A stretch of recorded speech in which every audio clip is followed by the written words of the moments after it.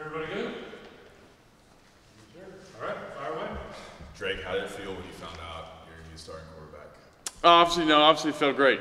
Just all the work I put in, and just get out there and get a chance to play this Saturday is going to be fun. I'm excited and just be out there under the lights, just back in action. I feel like it just came fast since last season, but I'm glad it's here and we're ready to get rolling. What was the conversation like? Like, how did it happen? Did Mac tell you? Did Coach Longo tell you? How did that kind of go down? Oh yeah, Coach Longo told me on Sunday night. So he sat me down in a meeting. And obviously, it's filled with emotions, and it's been a blast since I've been here, and I'm ready to win some games this season. What was the moment right before you walked into his office like for you? Was there like stress, anxiety?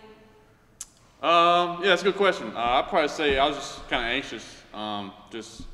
Which either way it goes, Jacoby's a great player, and we've been competing since since I stepped on campus. Yeah, a little anxious, but excited just for the future holds, and I know I was going to get a shot to play probably regardless this season, whether what happens. I'm sorry, what was your dad's reaction when you told him, and what was the conversation that you had right after? Yeah, my dad, he obviously congratulated me, but obviously he's still saying, you got a lot of work to do. This is kind of just another step. You gotta, go out there and play. That's the main deal. Go out there, play, perform, and do what matters. Perform when it counts. What do you think you did to earn the position of being the starting quarterback? What was it that set you above Jacoby and put you in the position that you're in right now? What was it that you feel like you did right? I think overall, just my decision making and my ability to kind of do it all. I feel like, where it's run, throw, make decisions, right guy, what you got to throw to. I just feel like at the end of the day, I'm gonna go out there and compete and do it all, do whatever it takes to win. And that's just that competitiveness in me. Growing up with three brothers, just trying to, survive and do what I can to win and get through. So I think also I think. Just build relationship with the guys. I think that's really important, especially up front with the O-line. So just as Kent went through, just building relationships and just trying to kind of get to know new guys. And obviously, we'll have a lot of new guys out there playing this Saturday. So just kind of build that relationship and build that bond. So when we get out there on Saturday night, we're looking smooth. So. We've heard a lot about your competitiveness so far. Phil Longo said that you played ping pong at a recruiting event and just refused to get off the table. Yes, sir. Cedric said you were racing guys and I think it was in endurance drills. Mm-hmm. So how would you describe your competitiveness? Oh yeah, I think it's just been there something. It's been there my whole life. Growing up, I think kind of the ritual you get like a runner-up trophy or a participation trophy. It really doesn't mean anything. Just kind of in our household, second was the first loser. So that's just kind of engraved in me. I feel like I just try to do that in every part of my life, and just kind of carry that with me. So. Was this morning the first time you saw your teammates since then? 'Cause I know you guys didn't practice yesterday. We were over here throughout the building yesterday. We have Mondays off, but I saw a lot of teammates. What kind of reaction did you get from teammates? Anything unusual or different, or was it just the norm, business as usual? Yeah, just kind of they're all professional, and they're just let's get to work and. Kind of go out there and show it, and obviously, it's kind of a big deal in what it seemed out to be. But we just continue with practice today and just kind of roll it on and just went with the flow. So. Was that any different for you going out there knowing that you're gonna have QB1 in practice today, a little extra skip in your step or anything? I wouldn't say it's a little different. I try to take approach the same way because I was competing to be that guy, but obviously it is a little different. Going out there with the ones every time. So I feel like we're going to just keep getting better as we get more reps and continue to be making plays and give it to the guys that can make those plays. Drake, mentioning your dad, to have a father that not only played the position and played here, mm-hmm. like what types of advice or pointers does he give you, just throughout the year, throughout a season? Like what types of things does he tell you that you listen to maybe more than others and hone in on that you think are like super helpful? Yes, sir. Yeah. I'd probably say, you know, really growing up, I mean, my dad was, you know, my head football coach until around middle school, and he was always my quarterback coach. Taught me how to throw, and he at least wanted one of us to, you know, play football, and I ended up being the one. But yeah, just kind of even the small things, you know, drops, you know, throwing mechanics, really anything. You know, he's done it at this level, and you know, I kind of listen to him, like whatever 2 cents he's got, I try to take that in, and sometimes I ignore a little bit of it if he, you know, thinks this play should go this way, but he doesn't really know the offense, so.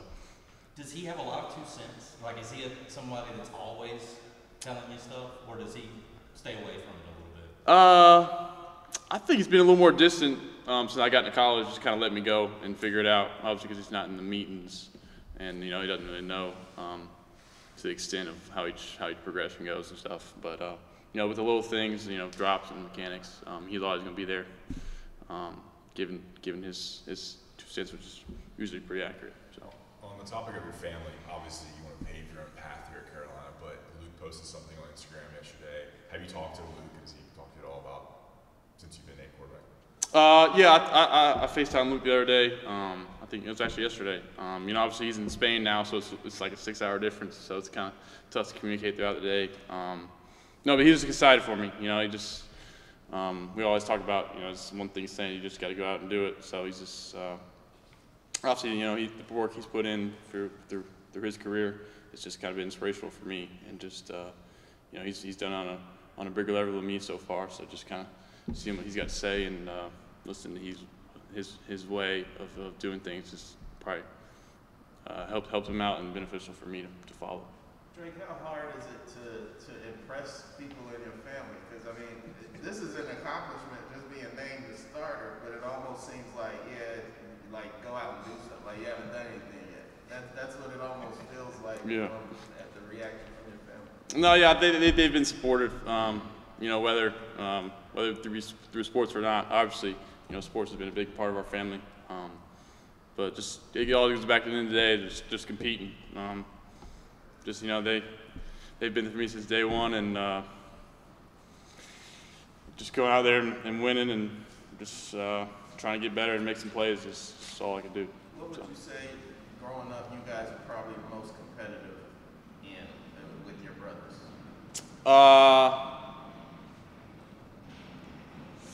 That's good. That's a good question. Growing up, I mean, I think, you know, 2v2 basketball, having 4 boards is pretty competitive. You know, ping pong nowadays, just because as we're getting older, my parents want us to keep off each other physically so we don't get injured. And then, I mean, honest the truth, actually our grades is pretty competitive. You know, my mom and dad instilled us good grades in the classroom before being an athlete. So just competing to bring the best report card home too. So. How do you handle kind of the idea that in some ways the battle isn't over? You know, you have to obviously go out there and deliver. And Mac even said yesterday, like, if you guys are going to score touchdowns, he's going to give Jacoby a chance. Oh, no doubt, no doubt. I mean, I saw about production. You know, just taking play within the play, each play at a time, and do what I can to win the play. And whether it's positive or negative, just leaving the past and go execute the next one. It's only Tuesday, but how would you prepare for the rest of the week, knowing that you are the guy that you're going to take the ones the rest of the week and all that? How will you prepare the rest of the week here? You know, just you know, study up on FAMU and just Bible it up, and also be, like I said earlier, we got a lot of new faces. It's going to be in the starting lineup, so just keep working at practice, staying after practice. You know, going the extra throws with the 2 guys in my class, JJ and Gavo, are going to be out there. They're going to be good. So just kind of creating that relationship and just creating that player connection. Have you thought about what it's going to be like for you to walk out there first as quarterback at the University of North Carolina? Yeah, I haven't really thought about it. No, you're putting it into perspective. I think I'm just gonna be excited. You know, home state kid. It's what I was dreamed of, and just going out there and in that Carolina blue and putting on for the state. Just trying to make some noise. So. Drake, what has been the reaction around campus like yesterday and today, just as you've gone to class? Have people been giving you like, all right, let's go, baby? Like, you know, people been pointing at you or thumbs up. You know, like what have your classmates said? Yeah, I've gotten a few congratulations on the way to class.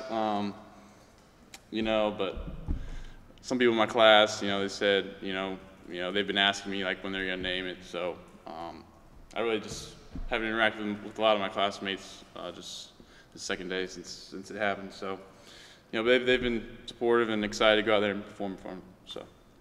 What got into you that night on the ping pong table at Mac's house? Like Phil was telling us that you're pouring sweat in a recruiting event, and you got to a point where you weren't. Yes, sir. You know, you went over the top. Just winning the table. You know, just staying on. I think it's one of the worst things in sports is, you know, having to watch somebody else play. So it's hard, you know, when you watch two other people play, whether it's ping pong or, you know, whatever it is. So just giving that paddle up, there's something about that feeling it's just hard to live with. Who was giving you the most competition? Throughout the fall camp, actually, in the players lounge, John Copenhaver, he's been giving me some trouble. But other than that, I think actually Connor Harrell's pretty good at ping pong too. So I think those two guys are we're kind of the top of the totem pole. Coach Galloway thinks he can play, but he's not really on that level. But, so did you kind of enjoy the QB competition then, in a way? Like, since you're so competitive, are you kind of like uniquely built for this? I'd say, you know, I just try to, you know, worry about myself throughout the process. I think, you know, since you can't really like gauge, I mean, other than how you do in practice, like where, like if you're winning or beating them, it's ultimately out of my control who makes that decision. So it's kind of a different aspect to competing, but, you know, obviously, you know, winning over the team and you know, performing best in practice was a big deal. So I took that very seriously. I know Coach Longo was the one to tell you, but have you had a chance to sit down with Matt Brown and kind of talk about being QB1 at the school? No, I have not. You know, Coach Brown saw him today in practice and after practice. But, you know, yeah, I haven't really sat down in a meeting with him yet. Sir, no, ma'am. What class was that they were asking you about when they're going to start? It was a history class, history 101, you know, with Professor Bryant. So, yeah, it's a nice lecture hall. It's pretty nice. One of the cooler classes I've been in, actually. What's history 101? What's the actual class? It's like misinformation and like conspiracy theories. It's pretty cool. Oh, really? It's pretty Yeah. Western Civ for some reason. Pretty relevant right now. Yes, sir. Yeah. You guys good? I can go about conspiracies. Yeah. Thank y'all. Great stuff. Appreciate it. Congratulations and good luck.